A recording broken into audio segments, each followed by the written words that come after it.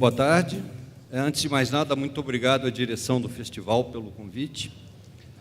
Muito obrigado a vocês por estarem aqui num domingo a essa hora. Muito obrigado a esses três pesos pesados. Me sinto um pouco ridículo de apresentar Zé Carlos Capinã, Fernando Brant e Vitor Martins, não é? Mais veterano deles, o Capinã, que eu, assim, pouco mais do que adolescente, lia, o Brasil inteiro lia na revista Civilização Brasileira como poeta, e já participando de debate ali sobre música, aquele famoso debate em que Caetano falou da retomada da linha evolutiva da música brasileira. Fernando Brant, companheiro de porta de faculdade, matávamos as mesmas aulas de Direito, e nosso conhecimento é anterior até à Travessia. Você entrou em 66, eu me lembro, Travessia, que é a sua primeira, que eu saiba, a sua primeira criação, não é, nesse terreno. Você queria ser cineasta, eu me lembro disso. E, enfim, resultou um cineasta passivo, mas um grande letrista, não é? E o Vitor, ali sempre na companhia do Ivan Lins. Eu acho que é um casamento já de quantos anos? 40 anos. Isso é bodas de alguma coisa, isso é bodas de esmeralda, se não me engano. Bom, eu não vou apresentar vocês, eu não resisto a começar com uma provocação. Eu vou ler aqui umas aspas breves. O letrista tem o dever de tentar cair no anonimato. Aldir Blanc. Vocês concordam? Vocês acham que o letrista é um coadjuvante?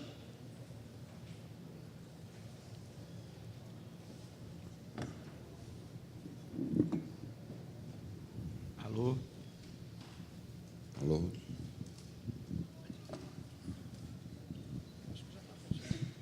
Bom, tá não.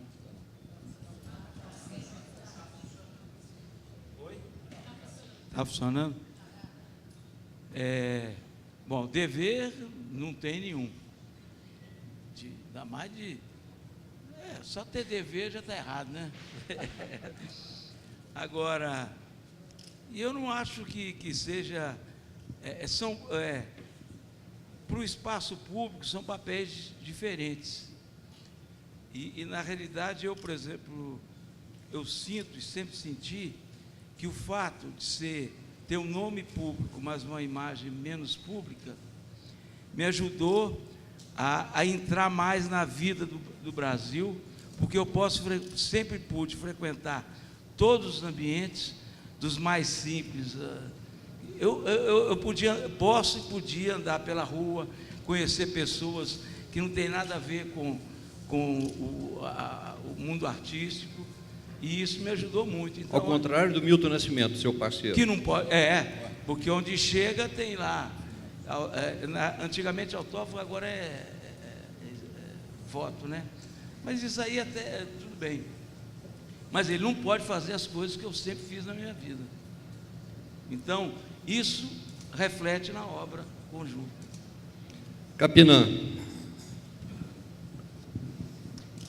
Eu acho que essa questão está muito ligada àquela questão, sobretudo, posta pelos poetas acadêmicos, que tentam subestimar o trabalho do poeta quando ele trabalha também com a música.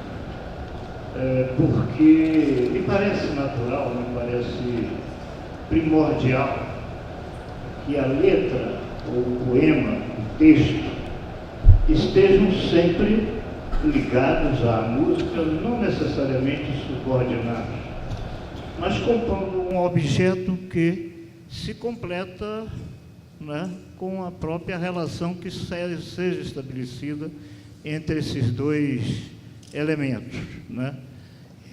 Então, eu, como Fernando, vamos dizer assim, colaboro com a ideia de que não me interessa tanto o protagonismo do palco, mas o protagonismo da autoria, o protagonismo da responsabilidade pelo que é feito, pelo que faz a música e o texto juntos, eu acho que todos dois, música e poesia, e eu não consigo separar, assim como não consigo subordinar ou subestimar o texto que serve à música como um elemento construtor, um elemento não somente colaborador, ou lá o que seja, mas um elemento que é necessário para que exista aquele objeto. Isto desde que é possível reconhecer a relação entre um texto que recebe um tratamento melódico, ou lá o que seja, porque a mesma palavra, tratada melodicamente de uma forma, pode significar uma coisa, como a mesma palavra, tratada melodicamente de uma forma um pouco diferente, já significa outra coisa. Então, não é? O exemplo mais claro é o ai e o ui, que pode ser uma expressão de dor, como de espetacular prazer. Pode ser orgasmo ou pode ser sofrimento, mas a melodia é diferente.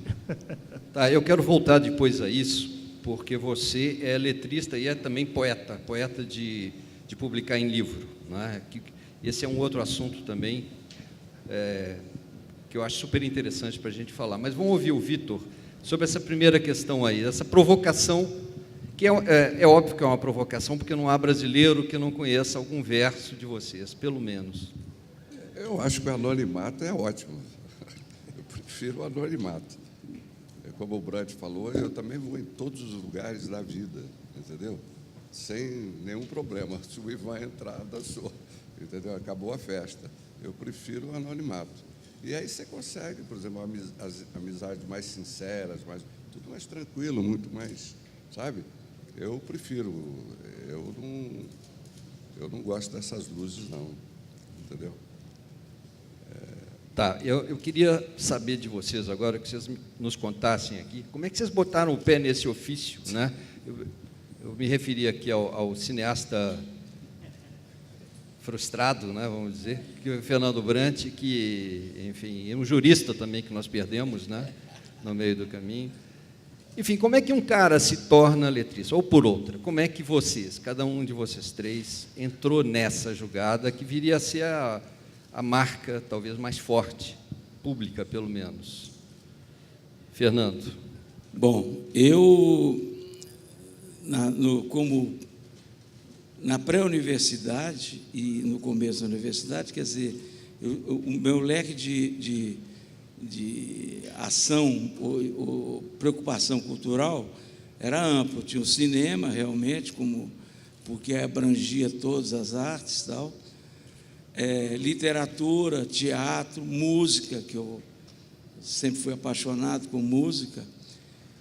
Agora, o que decidiu minha vida foi uma amizade, porque em 1965 eu fiquei amigo de um criolinho que tocava um violão bem para danar, cantava maravilhosamente bem e já compunha umas músicas extraordinárias, tanto que o dia que eu o conheci, eu disse para a minha namorada da época, conheci o maior compositor, cantor do mundo e tal. E a gente ficou tão amigo, ele foi seguindo, ele já tocava na noite de Belo Horizonte, compunha, veio para São Paulo em 66 para participar como cantor de um festival da Excelsior, cantando uma música do Baden Powell e Lula Freire, Cidade Vazia, e aí ficou em São Paulo tentando a vida. Como a gente era uma turma de amigos, uma semana a gente pegava o ônibus Cometa e vinha para São Paulo, na sexta-feira e voltava no domingo à noite, ou ele fazia o contrário na outra semana. Então a gente ficou mantendo essa amizade.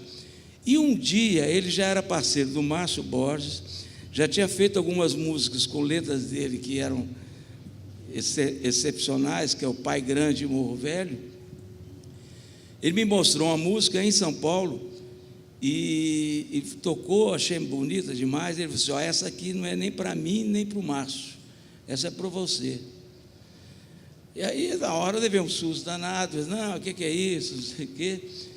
Mas aí ele falou, e aí fui para Belo Horizonte. Quando ele voltou, ele tocou outra vez. E na época, então, já tive que...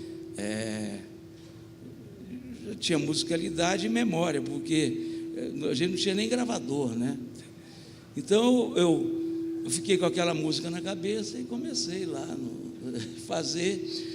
Mostrei vergonhosamente para ele, e ele achou ótimo e tal. E a gente comemorou na casa do meu pai, tomando um vinho de Caldas, que é onde eu nasci. Meu pai recebia os vinhos de Caldas, ele foi juiz lá e eu nasci em Caldas, aqui no sul de Minas. Aí entrei aí, quer dizer... Não, e aí, o que aconteceu com essa música que eu fiz para o meu amigo, no fim do ano, eles colocaram no festival, e quem colocou foi Agostinho dos Santos, não foi nenhum Milton, e ela aconteceu, né? Aí eu pus o pé na profissão. Travessia. Tá, antes de passar para o Capinã, queria registrar a presença do secretário Marcelo Araújo e a presença também de quem deveria, para proveito geral, inclusive meu, está sentado aqui, que é o Zusa Homem de Melo.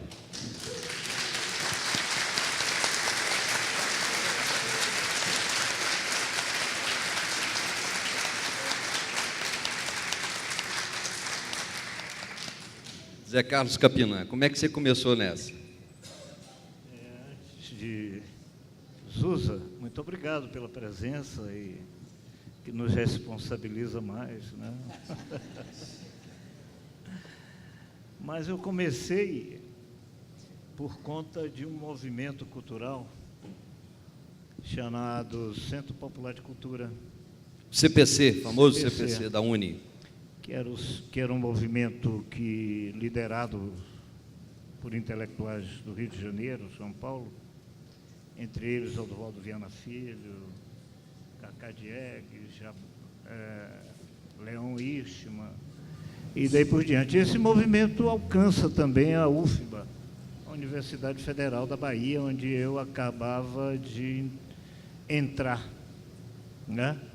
Como calouro da Escola de Direito. Aliás, você vai nos contar, você fez vários cursos, não é? Você andou pela universidade inteira. Esse camarada estudou Direito, Artes Cênicas, Medicina. Tá bom, né? Algo mais? Não, é bom também esclarecer que ninguém deve se submeter como cliente, paciente do médico, né? Porque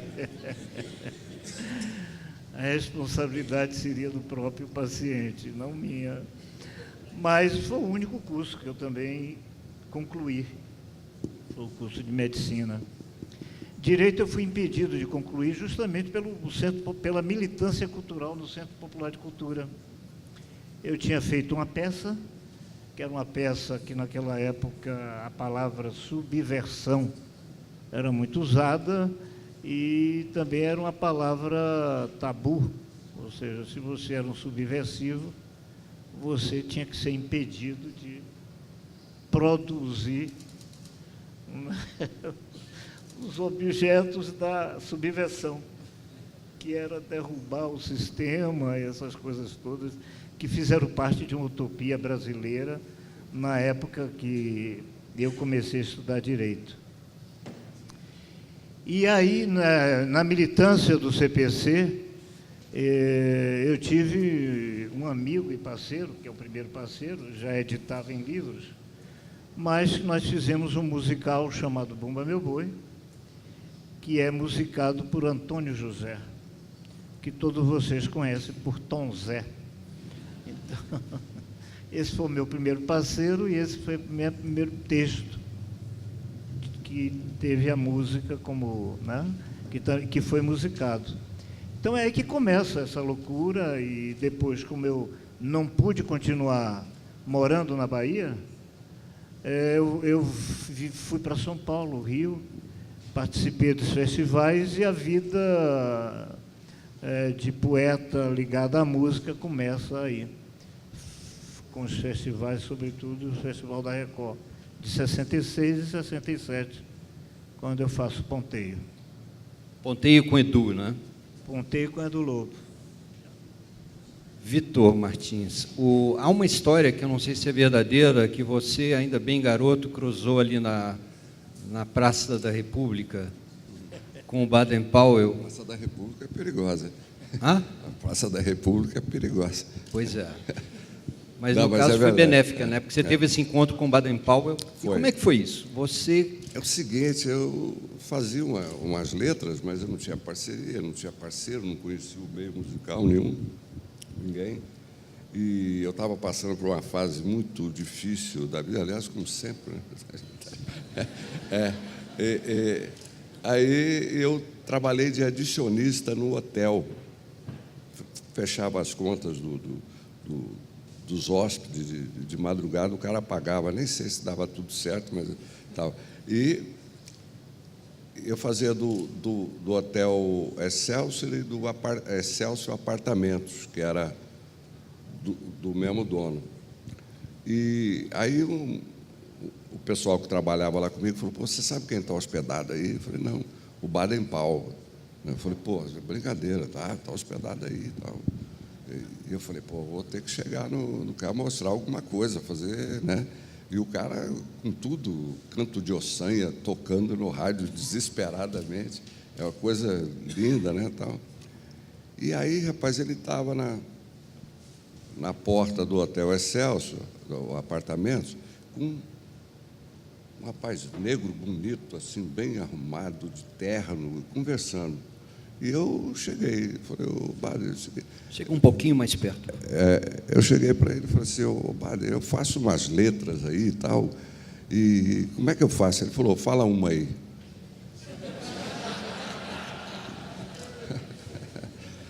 Aí eu falei uma, assim, veio. Ele falou: me procura em casa. Espera aí, só um momento. Você fazia letra do nada. Não, eu tinha umas letrinhas na Umas cabeça. caraminholas musicais também. Exatamente. Aí eu falei um negócio, estava bem ritmada e tal, nem me lembro mais como é que é. Aí ele falou: passa lá em casa, entendeu? Vai lá em casa que eu estou saindo do hotel aqui, eu estou mudando para Martins Fontes, não sei o que, apartamento 65. Aí eu falei: tá bom. Ele falou: passa lá segunda-feira, vamos trabalhar. Eu falei: porra. Ele falou trabalhar, já deu bambeou tudo, né? Aí, rapaz, eu fiquei pensando, falei: pô, não é possível. Eu comecei a sonhar, né, o Brad? Mas o Baden, pô, dali caindo do céu, né? E o cara: vamos trabalhar. Eu falei: o que é isso? Como é que é trabalhar isso, né? Porque eu não imaginava como é que fosse. E aí eu abandonei meio que a ideia, entendeu? Falei: eu não vou lá não, esse cara está tirando um sarro comigo, está brincando, né? Aí um dia eu estou passando justamente na Praça da República, veio o negrinho lá. Bicho, você não foi lá na casa do Baden? Ele ficou te esperando, entendeu? Eu falei: você está brincando, né? Bom, o neguinho era o Gilberto Gil. De terno, aquele terno, ele trabalhava na Agência Lever, se não me engano. Né? E aí eu criei coragem e fui lá, na casa do... Que vexame, Branco. Apertei a campainha, ele... E aí, rapaz, entra, vamos trabalhar. Aí ele falou: só vou fazer 2 músicas com você, porque o Vinícius é muito ciumento. Não, era verdade. O Paulinho Pinheiro me falou isso depois, disse que era mesmo, disse que é um ciúme danado. O ciúme danado. Eu falei: tudo bem, né? Aí ele falou: entra. E eu nem sabia como é que o cara começa a trabalhar, não sabia nada, pô. Era um jacu do interior mesmo, assim, todo, né, plumado. A minha sorte é que chegou uma cambada de gente na casa do Baden, porque ele era muito bem relacionado, né? entrou Franco Paulino, se não me engano, o Zusa não, o Fernando Faro, entrou uma porção de gente, não sei se o Helena Júnior estava, o Toquinho estava. Aí ele me apresentou o Toquinho e falou: ó, você vai fazer música com esse cara aqui, depois, não sei o quê, não sei o quê. Deu uma ordem, entendeu? Eu falei, tudo bem. E ali eu caí fora, entendeu? Aí eu falei, pô, o Toquinho tem uma cara mais novinha aqui, é mais fácil de chegar, entendeu? Aí comecei a fazer uma amizade boa com o Toquinho me ajudou muito. A dona Diva, mãe do Toquinho também, tiveram uma paciência muito grande comigo. Eu ia lá, não sabia nada, bicho, sabia nada de música, como é que é. Eu sabia que era legal ser Mário Lago, entendeu? Mário Lago era um puta gênio, né? O que você pensava fazer da vida nessa ocasião, assim, antes de encontrar ali com o Baden Powell? Não, eu estava fazendo concurso para o Banco do Brasil e passei por não acaso. Era direito, não era direito, não, né? Hã? Você não queria estudar direito, né? Não, era torto, eu estava mais torto. Eu já estava aqui formulando, talvez, a importância do direito na letra da música. É por isso que a minha é meio torta, de vez em quando. E aí, depois eu fiz música, fiz música com o Castilho, fiz o Carlos Castilho, fiz o com o Verocai, aí depois o Guarabira me apresentou o Ivan. Aí a gente começou a fazer uma parceria que estava mais ou menos igual o Milton. Aí chegou. Eu fiquei primeiro amigo do Ivan, era amigo, pescava com ele lá na barra, que um dia você foi também lá. Eu já fui pescar, um pé frio danado. E aí o Ivan deu uma música e falou: você vai fazer essa letra aqui. Eu falei, pô, você tem parceiro. Não, mas ele não põe letra em música. Ele não gosta de botar letra em música, então você põe. Aí eu fiz. Aí foi o Abre Alas, aí a gente fomos em frente. Tá. Eu queria pedir a vocês duas coisas. Primeiro, que falem mais próximo aí do microfone, porque não está chegando a todo mundo o som. E eu queria agora muita história desse processo, essa fazeção de letras de música. Como é que é isso? Como é que rola esse negócio?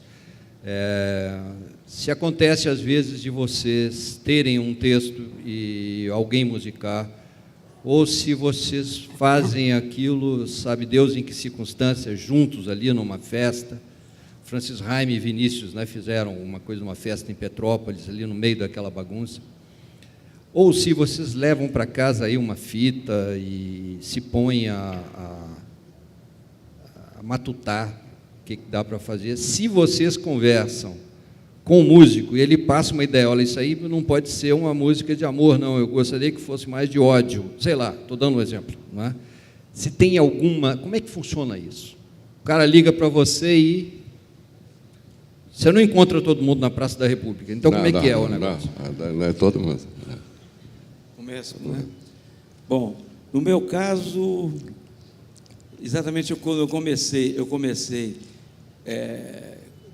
colocando palavra na canção, né? E aí na realidade 90-95% dos casos meus, das minhas parcerias, não só com o Milton, mas com todo mundo, com o Lô, com o Beto, com o Tavinho Moura, com o Wagner Tiso e tal. Mas o Milton são mais de 100 músicas, né? São.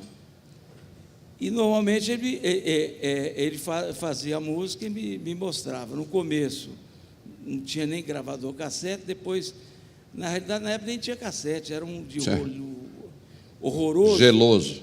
Não, horroroso. Geloso, né? Se você fosse ouvir muitas vezes, a música ia piorando.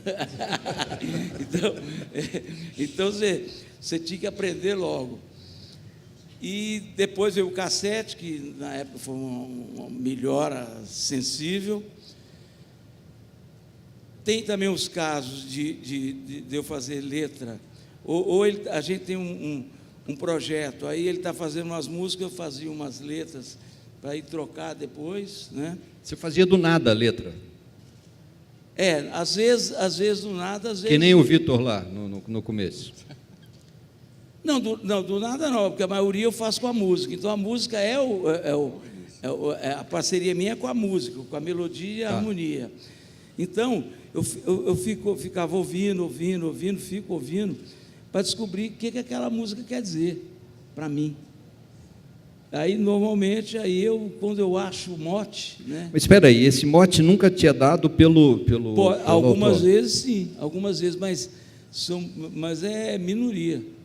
Se me der o mote, é melhor, né?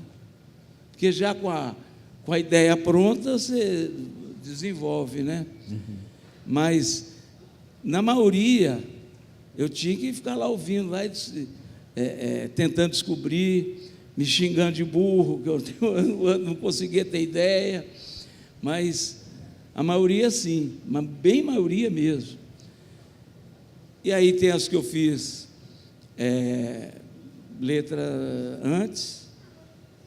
Por exemplo, eu queria que vocês exemplificassem. Que música que você fez letra Por exemplo, antes? a Simone queria gravar uma música que era fazer um disco sobre pedra, não sei o que e tal, que acabou não gravando, mas aí eu fiz a música sobre pedra. Eu fiz a letra de Itamarandiba, que é uma cidade do Vale de Jequitinhonha, tal, que eu conhecia bem, né? Que conhecia muita gente que tinha trabalhado nas casas dos meus pais, que vinham de lá, tal. Mas Itamarandiba é uma letra anterior. E tem algumas vezes que a gente fez na bagunça mesmo. Por exemplo? O caso mais conhecido, porque o Márcio Borges pôs no livro dele, é o Para Lennon e McCartney, que o Lô estava começando a compor, sei que tal.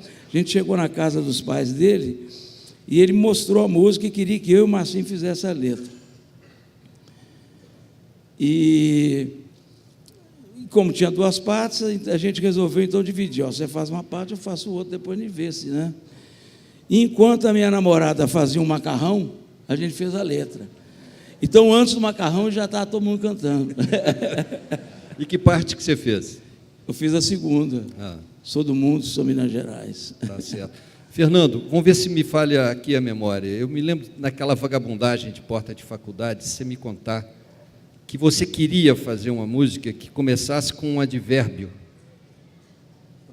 Propriamente. Como é que foi essa história? Eu não sei exatamente, mas acabei usando, né?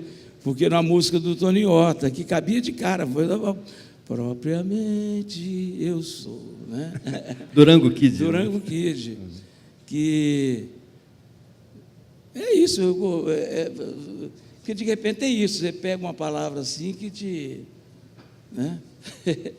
Agora, aconteceu algum momento de você dar um pitaco, vamos ver a coisa em mão dupla, né? Você dar um pitaco musical? Nunca, né?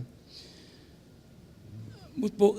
Na realidade, tem um caso que exatamente, eu não tinha gravador. E aí o Milton me mostrou uma música, tocou algumas vezes lá no Rio, e aí eu peguei o ônibus para Belo Horizonte.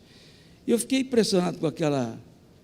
E aí já tinha fita, mas só tem que na viagem eu fiquei pensando naquela música e comecei, e aí achei algumas palavras que eu achava que devia usar nessa canção.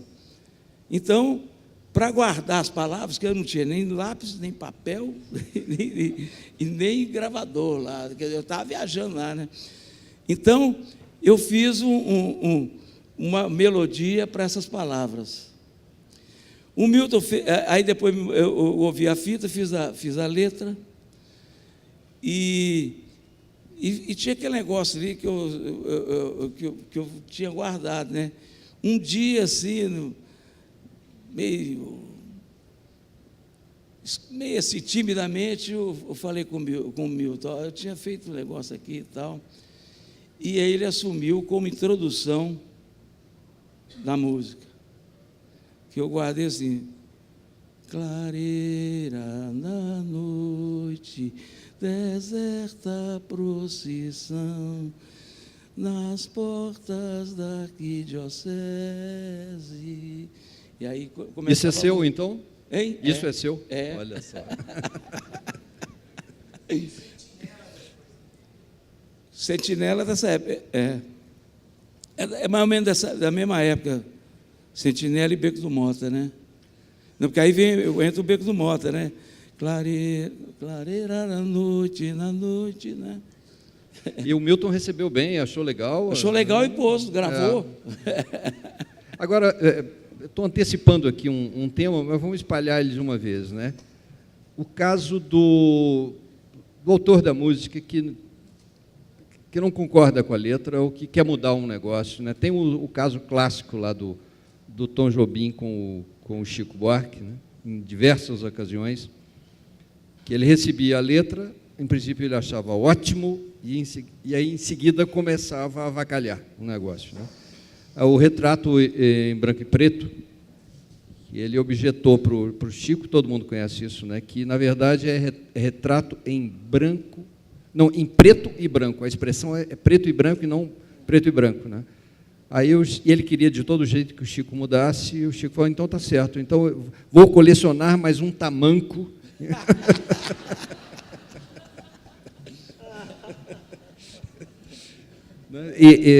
Na letra de Sabiá, por exemplo, ele quis que o Chico fizesse mais letra. Ele achou que precisava de mais letra, tinha pouco. E o Chico se recusou e ele, Tom, fez um pedaço de uma coisa que não era boa.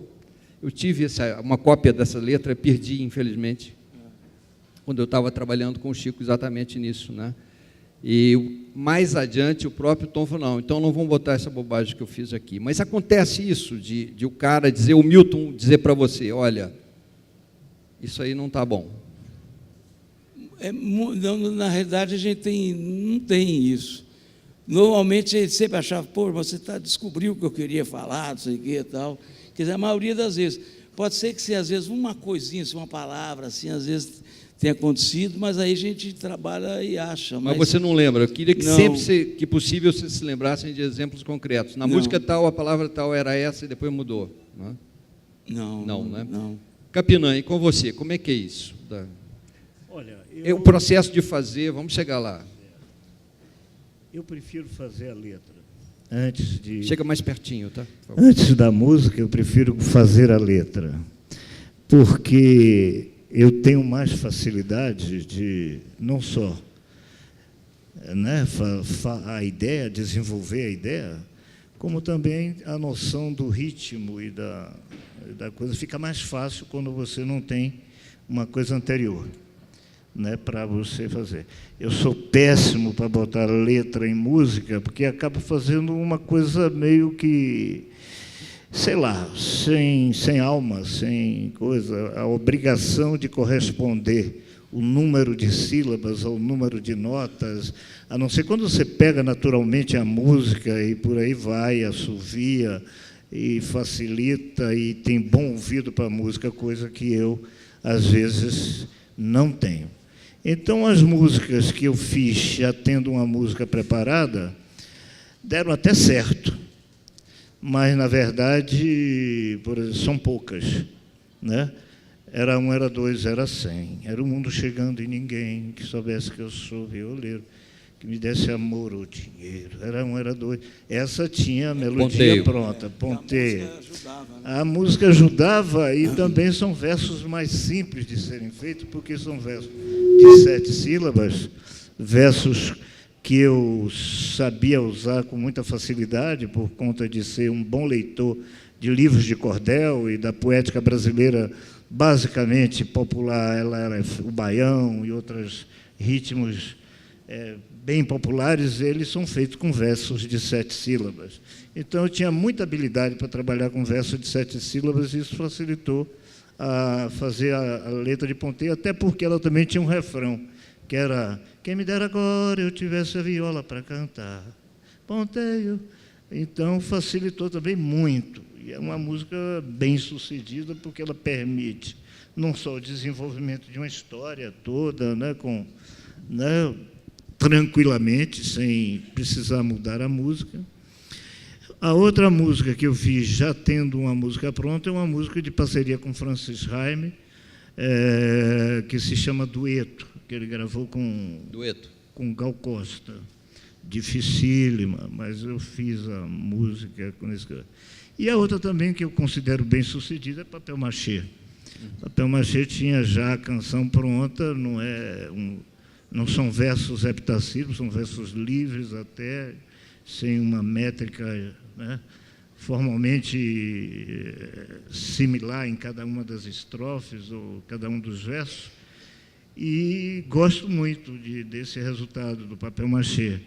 Não tinha nenhuma dica em termos de literatura, de texto, ou o que seja. E eu me vi doido para encontrar o que é que aquela música poderia dizer, ou está dizendo, ou o que seja. Que é a principal questão de quando você vai botar uma letra em música, para não botar um larará qualquer, você entender que aquilo diz alguma coisa, que aquilo corresponde a algum sentimento, alguma coisa. Então, eu conversei muito com o João sobre a natureza da música, o que teria inspirado ele a fazer João Bosco. música. João Bosco. E, então, nós nos reunimos para trabalhar na casa dele e de repente, eu vejo uns trabalhos, umas esculturas de papel machê, feitas pela Ângela, a mulher dele, e aquilo foi quem me deu vamos dizer assim, o tema, né? Quer dizer, não exatamente a escultura, mas a representação de um amor, né, que aquelas esculturas significavam, no sentido de que aquela relação que eles tinham estava representada naqueles objetos de papel machê. E foi isso que me deu a dica de Cores do Mar, Festa do Sol, Vida é fazer todo sonho brilhar, ser feliz. Achava que eles eram um casal feliz.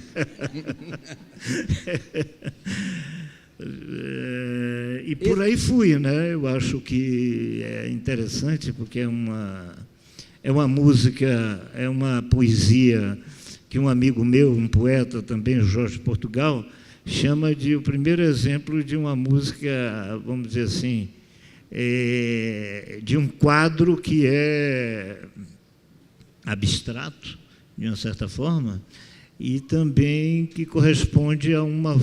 Ele tem, ao final, ele conta uma história bem resumida, e é o papel machê. Bom, isso aí foi um achado, né? Foi um belo achado. Você olhar para essas figuras de papel machê, né? E você se lembra de outros? Uma coisa que você viu de repente que te resolveu uma determinada canção que você estava musicando, letrando? Nesse caso do papel machê? Ou outro caso? Como esse, não. Esse é um bom exemplo. Você se lembra de outros casos? Há um outro caso que eu estou tentando aqui lembrar, né, além desses três. Eu fiz uma música que aí, na verdade, tem uma música feita antes, que é o Viramundo, mas o Viramundo que me serviu de uma primeira, que eu ponho a letra, na verdade, uma trilha de um filme chamado Viramundo, que é um documental sobre o nordestino retirante em São Paulo. Um filme de Geraldo Sarno, muito importante na cinematografia brasileira. Mas a música Viramundo, feita com o Gil, não é mais essa música, né? Sou viramundo virado, na ronda das maravilhas, cortando a faca e facão, os desatinos da vida, gritando para assustar a coragem da inimiga, pulando para não ser preso pelas cadeias da intriga, prefiro ter toda a vida como inimiga, até na morte da vida, minha sorte decidida. Gosto muito dessa letra, mas ela é feita antes...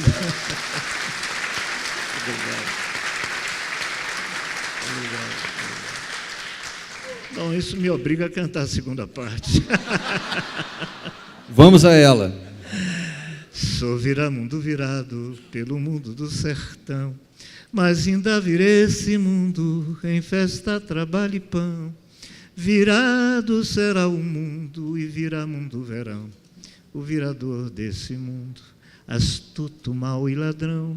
Ser virado pelo mundo que virou com certidão, ainda vira esse mundo. Alá, Betânia, em festa.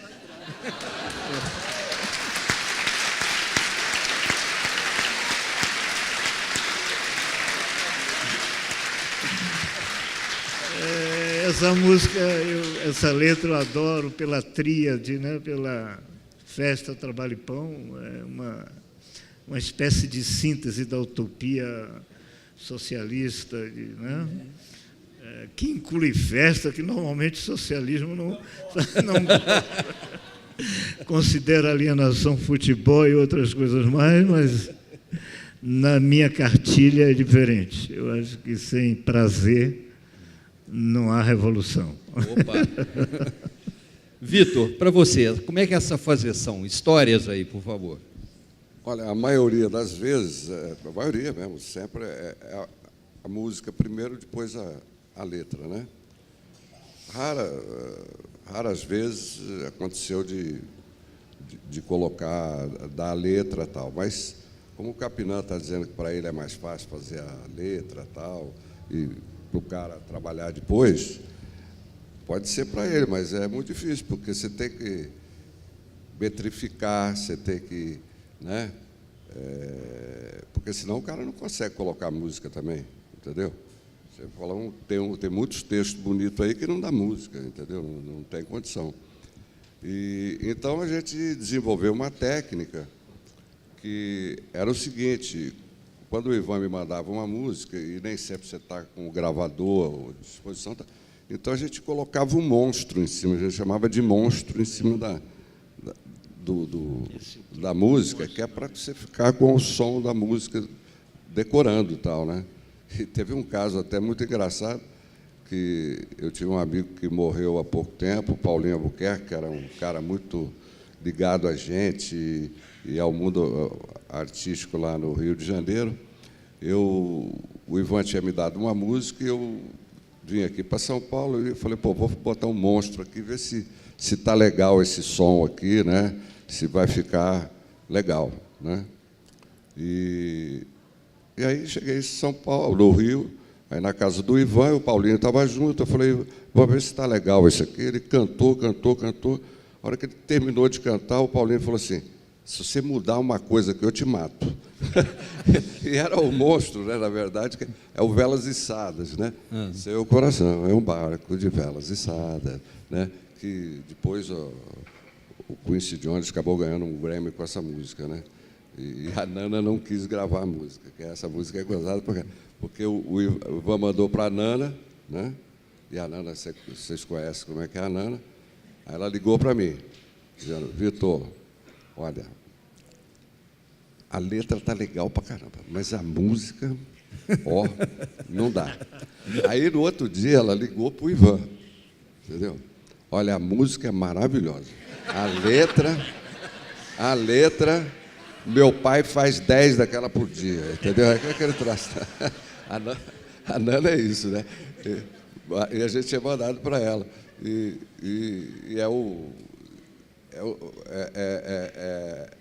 É a nossa tese de que, por exemplo, o monstro tem que soar legal, entendeu? Soando legal é uma forma legal da gente poder depois desenvolver e trabalhar. Mas, nesse caso aí, eu tive que deixar essa mesmo, entendeu? Esse monstro. Mas poucas letras foram feitas assim antes. Teve o caso do Cartomante, que, na verdade, foi feito tudo meio junto, assim, meio coisa, porque a Elis estava gravando em São Paulo, e é uma história muito engraçada essa. E ela me pegava ali na Rua da Moca, que eu morava ali, eu fiquei muito amigo dela mesmo, do César e tal, e ela me pegava ali para eu ir para o estúdio lá da Gazeta, ver ela gravar o disco. E ela tinha gravado o nosso, do Ivan e meu, tinha Qualquer Dia, e tinha gravado a Dinorá, né? E estava gravando Romaria, uma opção de outras coisas no disco e tal. E aí a gente saiu para tomar um café fora, ela barrigudinha, porque ela estava sempre barrigudinha, né? Sempre esperando um filho. E aí ela falou, o que você está achando? Eu vou tirar essa música do disco. Ia tirar a Romaria. Eu falei, você está maluca tirar a Romaria? Entendeu? Você não pode tirar a Romaria do disco. Não, porque não está dando certo, eu estou com o saco cheio, do jeito dela. Eu falei, Elis, mas não pode. Você pega o grupo do Renato Teixeira e mistura aí que vai dar certo. Ela falou, você quer ser meu produtor? Eu falei, esse produtor? O produtor é o César, pelo amor de Deus, não tem nada a ver com eu estou só... Eu falei, a única música que não está aí, no disco, que eu acho que não tem nada a ver com o disco, é o Dinorá. Ela falou, você está tirando a sua música do meu disco? Eu falei, não estou tirando, estou dizendo que eu acho que não está dando liga. Aí a hora que você... Dinorá vai ser legal para caramba, você vai cantar, vai acontecer, mas não está tirando a unidade do disco, entendeu? Aí ela falou assim, então você vai ter que fazer outra. Pô, você vai ter que... Não sei, ela falou, você vai ter que fazer outra. Eu não estava preocupado se ia fazer outra ou não. Aí eu liguei para o Ivan e falei, Ivan, é melhor você vir para cá que nós temos que fazer uma música para depois da manhã. Barra apertada. Aí eu morava ali perto da Continental, na Rua da Moca, do prédio da GEL, e o Ivan chegou e a gente, o que faz? Nada. O que faz? Nada. Ideia, nada. Aí fomos num tal de Lourenço lá, primeira vez na vida. Eu tomei um vinho antes de compor, porque foi tudo careta, né? Não teve nada. Tá? Aí subimos lá para a Continental, que tinha um piano enorme lá numa sala. Sentamos lá e começou. Aí eu vi a ideia, pô, esse negócio dessa mulher do Jimmy Carter que está aí, pô, todo mundo escrevendo cartas para ela, tal, né? O povo brasileiro todo reclamando dela, da ditadura, daquele troço todo, tal. Aí a gente foi fazendo eu terminei de fazer a letra, o Ivan terminou a música. Foi o Cartomante. Antes seja tarde, nos dias de hoje. Tá, ô Vitor, você falou no ciúme, né? Hã? Você falou no ciúme entre parceiros aí. Você tem uma relação longa musical ali com o Ivan, você com o Bituca, sobretudo, né? Pintou alguma coisa? Alguma vez pintou isso? Isso aí você deveria ter feito comigo? Como é que é isso? Comigo não teve. Olha aqui, tanto o ciúme, é lógico que hoje não, né? Mas teve algum tempo aí que era um negócio bravo. Eu, por exemplo, eu era amigo pessoal do Gonzaguinha, que frequentava a minha casa por anos. Ele nunca nem se atreveu a querer fazer uma parceria comigo, porque ele sabia que o Milton mataria ele. Então, assim, isso... Depois do tempo, né? Ele já foi fazendo com outros por lá de lá e eu... Capinã, você ciscou mais, né? O seu time de parceiros... Então esse problema não se colocou nunca. Sou muito volúvel, Agora... Quero contar um caso, não, depois quando ele acabar. Não. Que é uma coisa de ciúme dele, assim, que a gente foi para Los Angeles no começo de 78 para gravar um disco do Milton lá, Journey to Dawn. Aí chegamos lá, estava tendo um problema de resolver o problema da documentação dos músicos, não sei o que e tal. E na divisão do hotel, fiquei eu e Nelson Ângelo. Então, sentamos lá, tal, o que nós vamos fazer? Los Angeles, você não tem nada a fazer, é um negócio assim, o dia lá demora um mês, né? Então, nós fomos na esquina, compramos um cut-sack, né? E aí começamos a tomar lá, e ele tocando a música, e aí fizemos uma música. E aí fomos para o quarto do Milton para mostrar. Mas o bico que ele fez, tanto que ele imediatamente me transferiu para o apartamento dele. E que música era essa que você fez com o Nelsinho?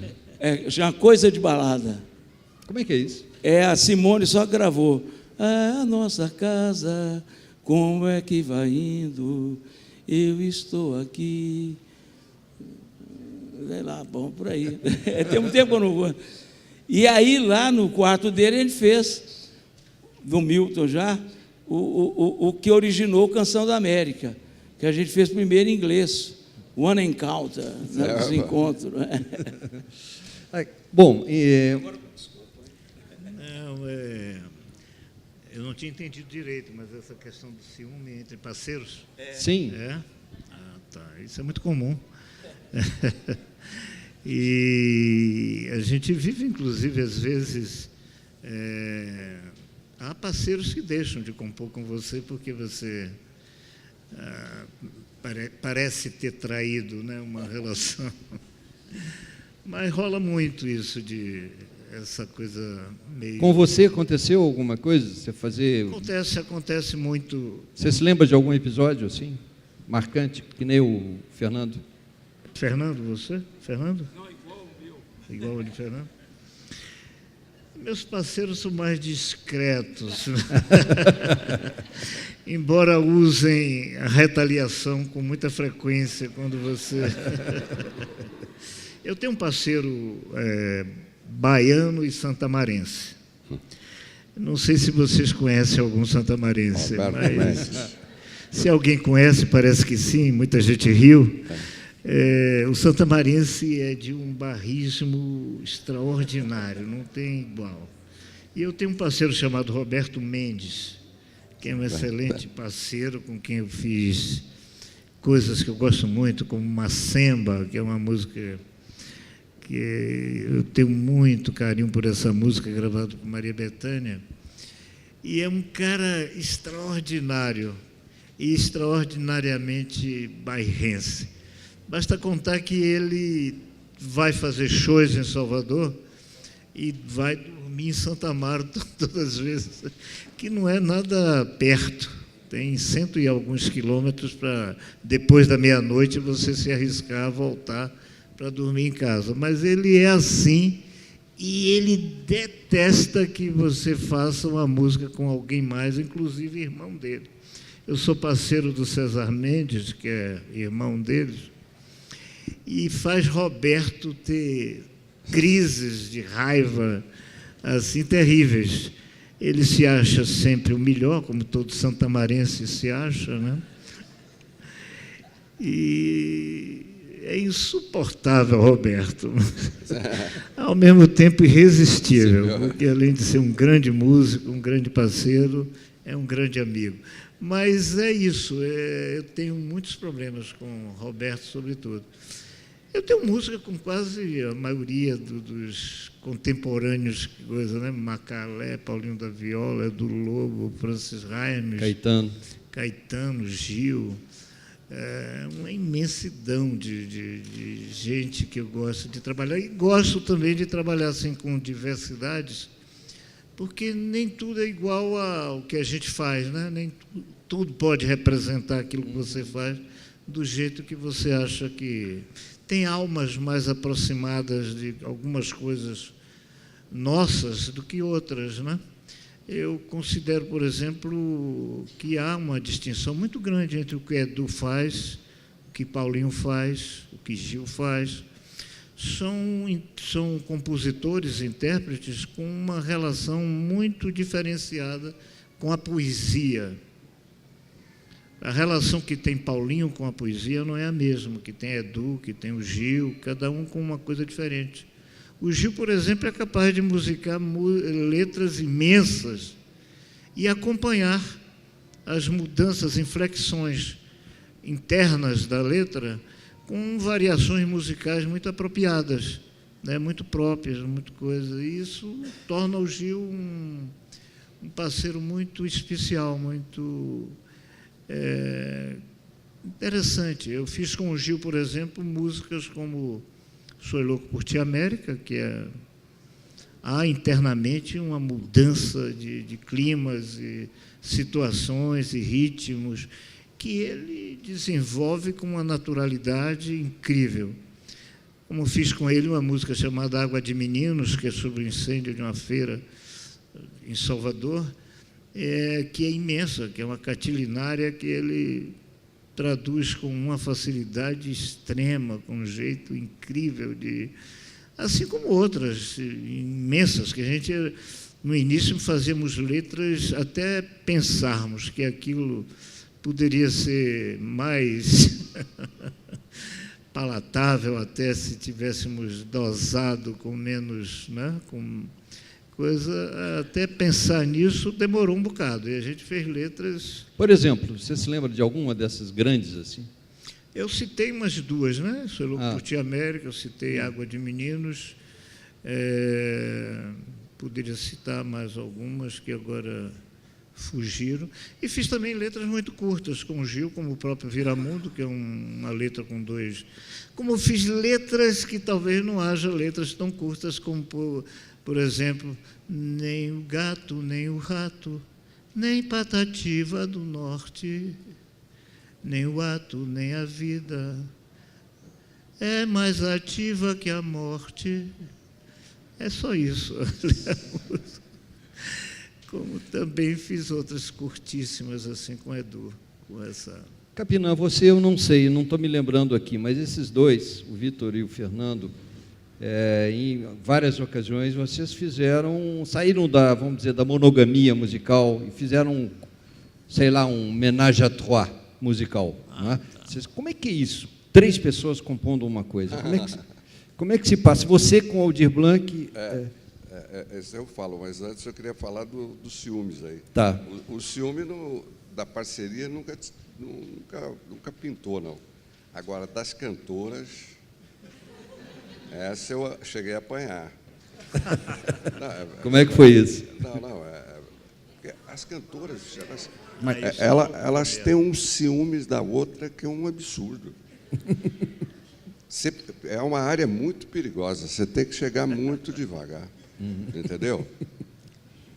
Quando a gente fez Começar de Novo, a gente já tinha dado uma música que a primeira que era ruim para a Nana, que era dela, tinha feito Velas Içadas para a Nana, tinha feito Saindo de Mim para Simone, porque eles pediam, você tinha que fazer. Tá? Aí, para a Elis, a Elis tinha feito, ela foi lá, pediu uma música que era As Moças, ela ia gravar As Moças. Não, essa aqui, não preciso ouvir mais nada, é essa aqui que eu vou levar. Tá? Então, foi tudo bem. E a gente não tinha feito Começar de Novo nem nada. Por acaso, pediram para fazer uma música, a gente fez o Começar de Novo, e aí vai dar para quem agora? Bom, a Elis já está gravando, já está lá, a Nana já tem. Aí ligamos para Betânia, falou, pô, vou ligar. Aí o tal de Perim Albuquerque falou, nem pensar, o repertório já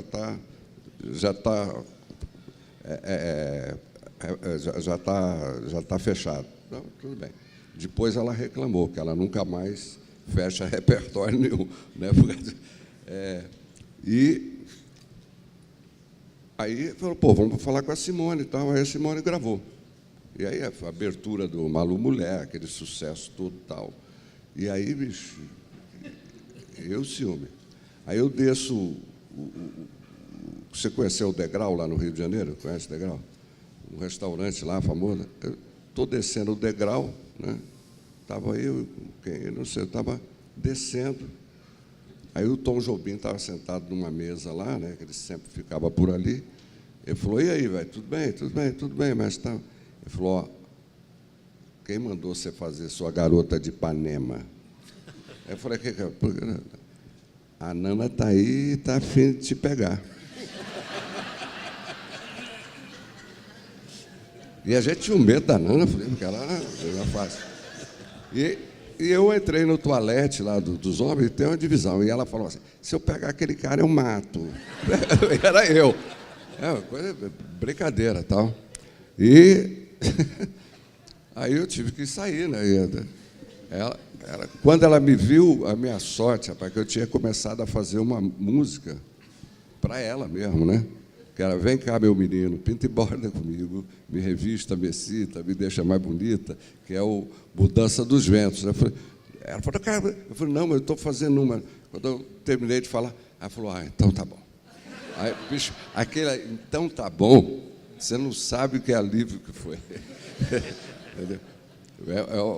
A Nana é perigosa. Querida, né? Querida. Então, e a poligamia, vamos dizer, homenagem à trois e fazer música 3 ou a mais? Fiz algumas coisas com o Aldir. Como é que funciona isso? O seguinte, do negócio do Aldir, eu estava numa fase, eu estava passando por um dois, como sempre. Mais pertinho, hein? E eu tinha um compromisso de terminar uns trabalhos com o Batacotô, que ia gravar, inclusive na nossa gravadora, aquele troço todo, e o Ivan tinha feito as músicas, eu precisava fazer umas letras, e estava tudo muito, muito em cima, entendeu? Aí o amigo do Aldir falou: Aldir, vamos sentar aí, vamos. E o Aldir é muito gostado, o Aldir é gostado pra caramba. Aí vamos lá, começamos, aí bolamos, olha, então você começa aqui, aí você termina o outro, essa aqui é uma ideia legal. Então fica com a ideia, você trabalha comigo, aí de repente a gente ficava trocando ideia por telefone e tal, né? E até um dia lá surgiu o Marcio Luz lá, vem cá, vamos fazer uma agora. Fizemos lá uma Candelária, uma loucura, fazer tudo na hora assim não é fácil, né? E fizemos lá, a Candelária. Mas foi assim, e teve uma música que a gente fez, que foi a abertura do Renascer, que o Ivan canta com o Batacotô, que aí veio a música, e como o Batacotô ia gravar também, eu já tinha palavrado com o Aldir, os que entrar lá nós vamos fazer junto. Aí nós fizemos por telefone, olha, essa frase aqui tá legal, aqui vamos para lá. Fizemos por telefone, entendeu? E tem muito mistério, não, às vezes é até mais fácil. Com você, Fernando. Não, tem esse caso do Paralelo Marcado, mas a gente dividiu a parte e tal, e não tem... Lá o Márcio Borges, o Ronaldo Bassi e o Murilo Antunes, de repente, quando um está com dificuldade, eles chamam Socorro Costa. Só você que sabe o que é Socorro Costa, que é uma companhia de Belo Horizonte de socorrer carro, né? Então, eles têm esse Socorro Costa entre eles. Mas eu nunca me socorri disso, não. Tá certo. Olha aqui, eu vou ler para vocês uma coisinha, para ver se vocês se reconhecem. E certamente este ano já se pode prever, o mundo da moda trará o que agrada a Rosita, quando no México à noite ao carnaval se vai. Isso aqui é um trecho de uma tradução alemã da Banda, do Chico Buarque. Poderia citar também o funeral do lavrador na França, virou uma coisa... Oh Dieu, como elle est mignonne, seria uma coisa como... ai, meu Deus, que gracinha que ela é. Não é? Então, isso para introduzir a seguinte questão. Como é que vocês se veem passados por uma outra língua? Como é que é isso? O poeta em geral, o escritor em geral, reclama da tradução que é feita. Estou falando aí de poeta, contista, romancista e tal. E para letra de música, como é que é isso? É meio lamentável, né? Principalmente nos Estados Unidos, quando o Milton gravou muitos disso lá, era uma dificuldade. Tanto o seguinte, Travessia tem uma versão do Gene Lis que o Milton só aceitou porque depois de tentar 10 caras, e ele estava afim de voltar para o Brasil, ele achou passável. E tem outra experiência, é muito ruim, tanto que a gente sempre pensava, então vamos fazer, a gente mesmo tentar, mas também não dá certo, né? Agora, tem muita experiência ruim, tem algumas de pessoas que se interessam por música e começam a falar português, então já teve algumas experiências melhores, mas mais na Europa. E aqui na América Latina também.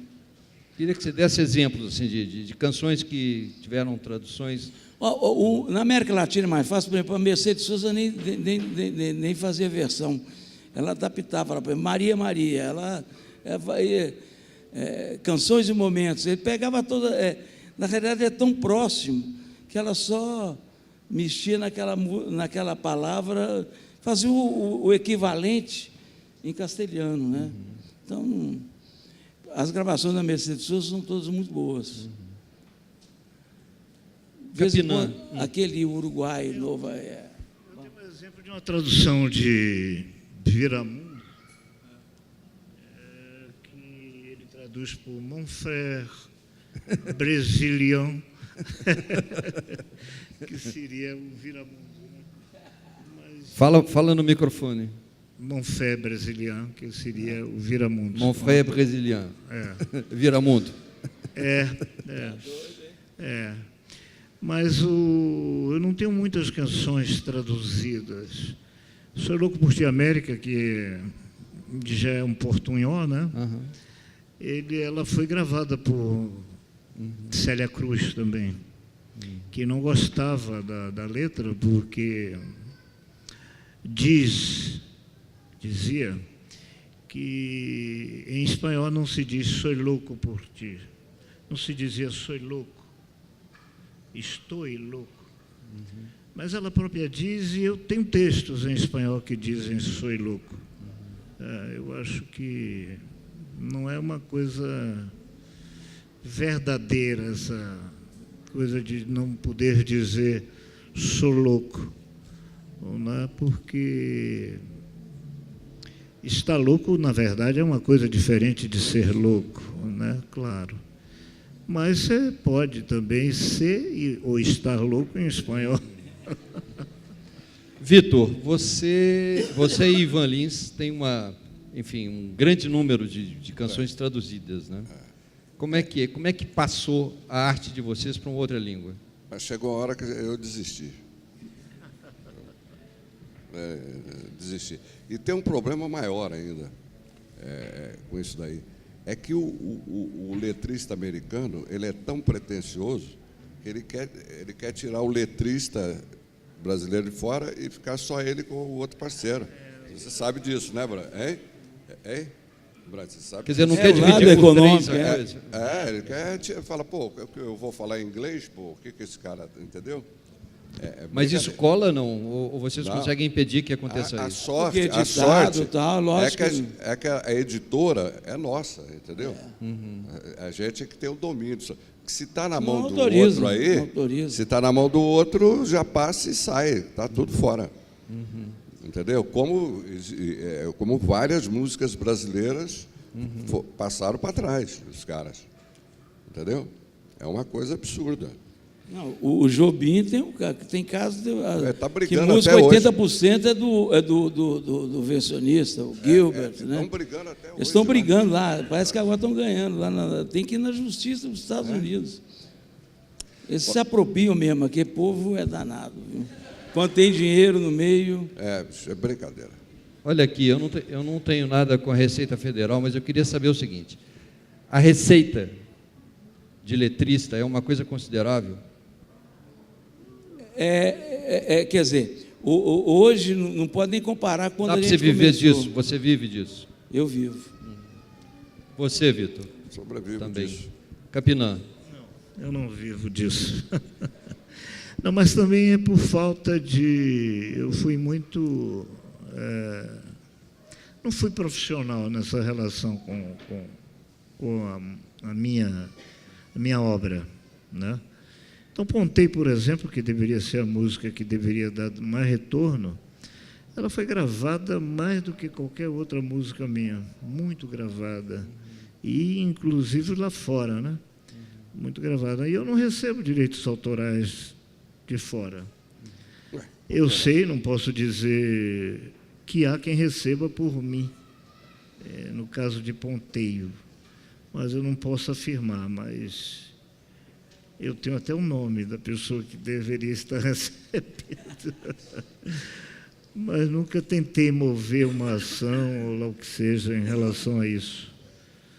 Mas de música mesmo eu não vivo, nem de poesia eu não vivo. E nesse sentido a gente se organizou muito. Eu, por exemplo, o grupo da gente, a gente fez na geração, a gente fez a primeira editora e a editora própria. A gente não editava no começo, a gente só dava autorização de gravação para a gravadora, mas mantinha a posse da música. Aí nós criamos a Três Pontas, que aí eu tenho assim 99% do meu repertório, até um pouco mais, é meu. O Vitor deve ser a mesma coisa. Então, a gente pode controlar muito mais, né? Tá. Gente, eu acho que eu administrei mal o tempo aqui. Tem uma questão importante, tem até pergunta aqui a respeito. Censura, né? Ninguém censura uma música, você censura uma letra, né? Eu queria que vocês falassem um pouco da experiência de cada um com essa senhora chamada censura? Bom, com Milton eu tive algumas músicas, mas, por exemplo, a primeira que eu tive problema, a gravadora falou que tinha que mudar um pedaço lá que falava assim: Brasil é o país do futuro, meus filhos, meus netos, o futuro está aqui. Coincidia com a propaganda do Médici, Brasil é o país do futuro e tal. Então, aí tudo bem, vou mexer. Aí peguei um pedaço lá e eu achei que eu piorei. Assim, para eles, assim, queria falar de uma terra com praias no norte e vinhos no sul. A praia era suja e o vinho vermelho, vermelho secou. Acaba a festa, guardo a voz e o violão, ou sai por aí, raspando as cores para o mofo aparecer. Passou.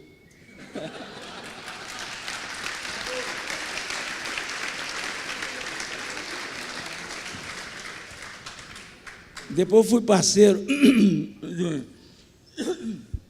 Teve outra do Milton que eu tive que fazer várias letras, mas foi até bom que eu fui. Porque tinha uma lá que tinha que sair mesmo, né? Que eu fazia o pastor alemão, dizem que estar bom, não lembro de canseira maior, né? Que acabou virando caxangá normal, né? Sai do trabalho e volto para casa aí. E eu fui parceiro do Cirlan, que é um caso típico, porque ele teve uma música, maior sucesso no Festival do Rio de Janeiro, já tinha um contrato assinado para gravar um disco, logo depois do festival, e nunca conseguiu, demorou 10 anos para gravar o disco, porque eles censuravam todas. E eu, várias minhas lá foram, porque aí já censurava direto. E eu também tenho uma curtinha com ele, e essa era até mais leve, não tinha nada. Assim, ó, não se desespere, não se mate, tudo irá pelo melhor. No dia de São, nunca, meu rapaz, muitas maravilhas, alegrias, você vai poder gozar. No dia de São, nunca, meu rapaz.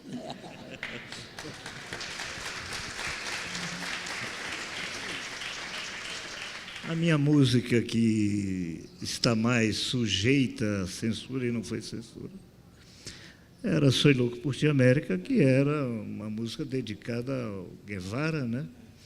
E foi feita no dia da morte do Guevara, mas ela usa uma estratégia de nunca dizer o nome de Guevara. El nombre del hombre muerto, já não se pode decirlo quem sabe.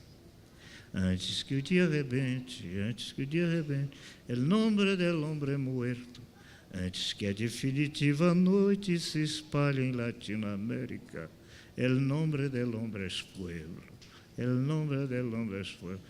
E é muito engraçado porque essa música é cantada nos Estados Unidos como se fosse uma homenagem aos Estados Unidos. Sou louco por ti, América. Agora, eu tive uma música censurada com Carlos Pita, que se chama Triângulo das Bermudas. E a razão da censura é que o Triângulo das Bermudas abordado não é necessariamente aquele triângulo onde desaparecem os aviões, ou não sei. É o Triângulo das Bermudas, onde outras coisas desaparecem. E essa música foi censurada por conta desse triângulo perigosíssimo, que é o Triângulo das Bermudas. Vitor, aqui te pedem para contar a história da censura do disco Somos Todos Iguais Nessa Noite. Não, a gente teve que mudar o título de músicas lá, porque a gente tinha uma faixa chamada Quadra de Roda, né? E aí não vetaram. Aí a gente trocou e colocou individual. O passarinho cantou, aí o marinheiro acordou, aí passou. Agora, o maior problema mesmo foi no começo da parceria, que foi o Abre Alas. Abre Alas eu tive que ir lá na censura, lá no porão dos homens, eu tive que fui sem barba, cortei o cabelo, fui curtinho, garoto comportado, fui lá. 73 por aí. 74. É o breu e aí total. Conseguiu liberar. Depois teve uma muito brava, violenta, que foi o Cartomante, que foi vetada, porque teve uma jornalista do Veja me entrevistou antes, e me deu uma dedada danada. Esse cara é brigão, entendeu? Uma matéria. E o Cartomante foi para a censura. Chegou lá, o cara vetou. Vetou. E eu falei, pô, agora como é que eu faço? Aí me deram uma dica, olha, liga para a editora da gravadora e diz para ela que se ela liberar a música, você edita com ela. Entendeu? Você joga o pepino para ela. Eu fiz isso. E liberaram a música. Entendeu? Porque antes era... Está tudo nas cartas, virou Cartomante também, mudou o nome, né? E aí passou.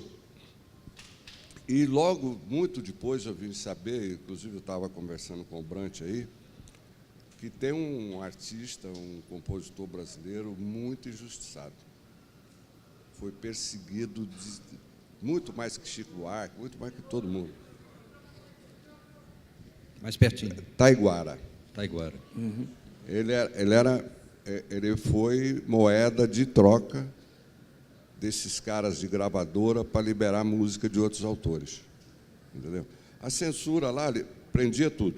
Eu não sei se para levar dinheiro ou alguma coisa, o que é. Aí ia o negociador da gravadora lá. Aí levava 15 músicas do Taiguara em troca das outras, entendeu? Ficava do Taiguara e liberava dos outros. Isso eu acho, bicho, precisa ser levantado isso assim com muito cuidado, com muito, sabe, carinho para o lado do Taiguara, porque ele foi muito injustiçado, ele foi muito perseguido. Pô, desde aquela época, quanto tempo que ele não gravava, não saía, não gravava nada, entendeu? Aqui, eu só queria lembrar de censura, que foi o disco que eu produzi do Milton, chamado Milagre dos Peixes, que, na realidade, foi começando a chegar só caindo música, e o Milton ficou com tanta raiva, aí ele cantou tudo, só a melodia, e com uma raiva, e nos canais ia lá, estou cansado, não sei o que e tal, que é um disco maravilhoso, e o clima de censura é tão grande, é o seguinte, que primeiro que a capa, na contracapa, então a gente resolveu pôr aquele retratinho do Milton, menininho, bonezinho, aí lógico que tapou a boca dele, né? Aí a própria gravadora disse, não, para com isso. E depois me censuraram, porque eu fui produtor do disco e tiraram meu nome, só fui recuperar quando virou CD. Fernando. Mas lógico que tivemos outras músicas censuradas aos nossos filhos, que eu não sei porquê, mas foi tudo censurado.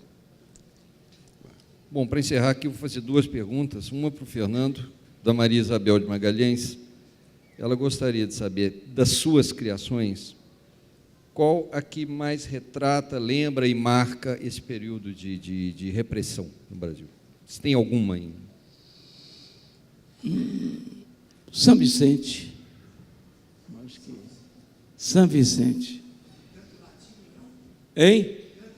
O canto latino é do Rui Guerra. O São Vicente mostra o clima, né? Que era aqui e em volta, né? Tá certo. E para fechar, uma pergunta aqui do Chicão Guimarães. O poeta letrista que adere à República continua poeta? Para quem que é isso? Para mim? Que adere à República, para os três. Não, a res pública, nós passamos pela Faculdade de Direito, é uma coisa boa, mas a gente não tem república aqui ainda não, né? Não, ainda não está implantada, não. Quer dizer, eu acho que ele quer saber aqui se o cara que faz música, sei lá, quase aquela dupla do Dom e Ravel? Dom e Ravel, por exemplo. Se bem que hoje já se diz que eles foram perseguidos demais, né? Tem um livro, Eu Não Sou Cachorro, Não, do mesmo cara que escreveu o livro Proibido, do Roberto Carlos, Seu Paulo César, que ele conta os casos do Dom e Ravel. Na realidade, eles foram massacrados por aquele povo lá, eles obrigavam a fazer coisas, sei lá, e censuravam, né? Eles e aquele do Pares tomar a pílula também. O Dom e Ravel, uma vez eu fui entrevistá-los e na casa deles, eles tinham feito uma música chamada Obrigado ao Homem do Campo. Uma musa danada essa, né? E quando eu observei, no fundo, tinha um monte de samambaia, que era aquela coisa um pouco obrigatória nos anos 70. Eu cheguei perto, eram todas de plástico. Gente, muito obrigado. Valeu. Maravilha.